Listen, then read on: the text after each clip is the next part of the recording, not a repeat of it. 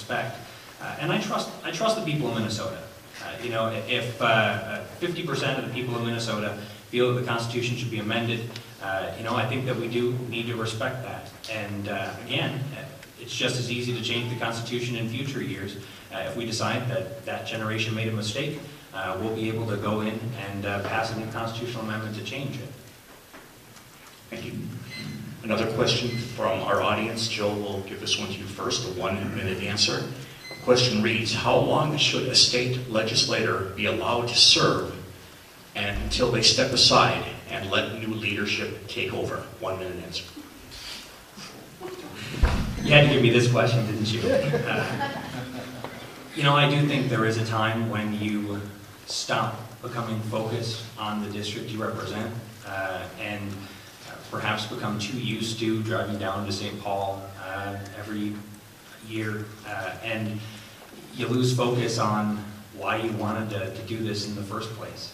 You know, I'm running this year because I see school kids that don't have a fair opportunity to compete for the same jobs, the same spots in college. You know, I think somebody who was more connected to the community might see the same things I'm seeing this year.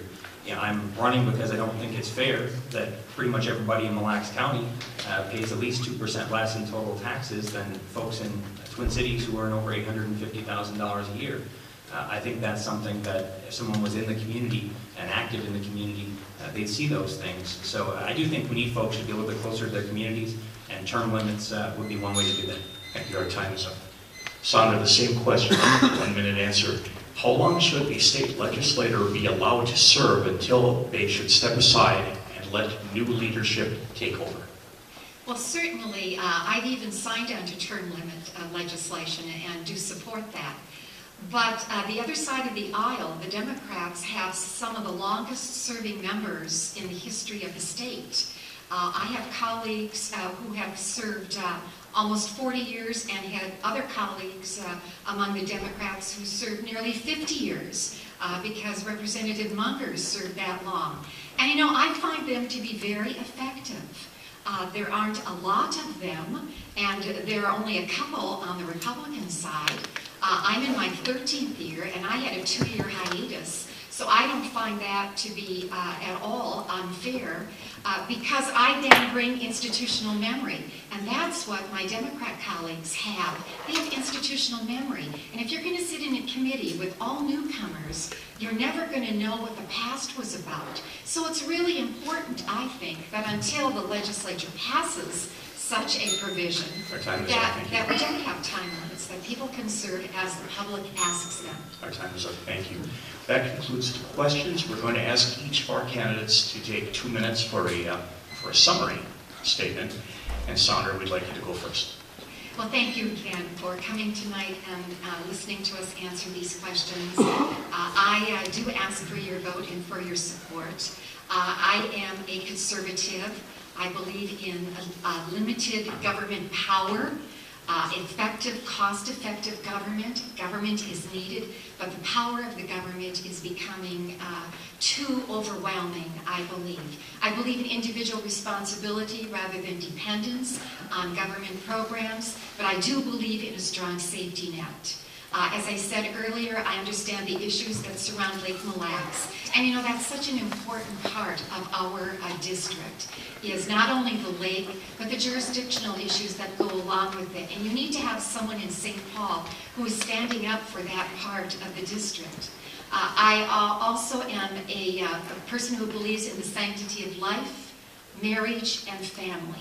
It is so important that we preserve marriage between one man and one woman because it has been the big foundation of our societies across this globe forever. Thank you.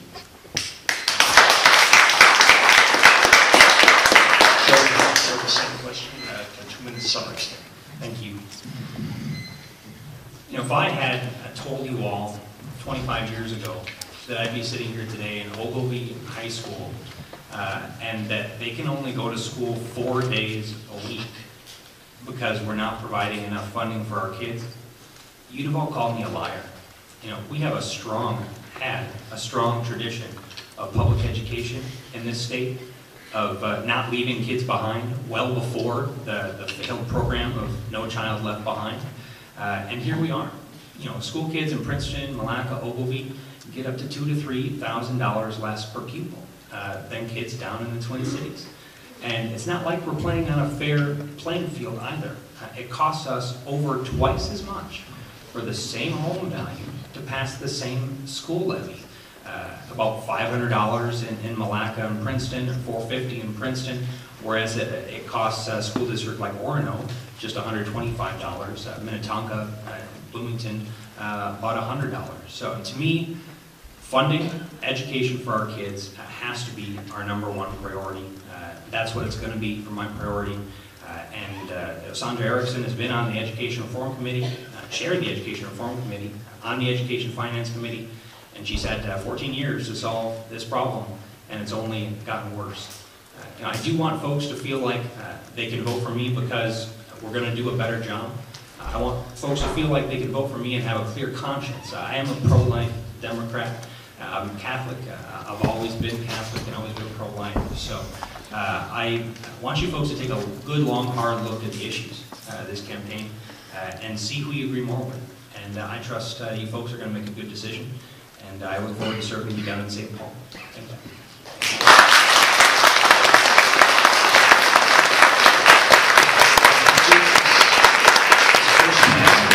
Erickson, Joe Walsh, great thanks for your time this evening.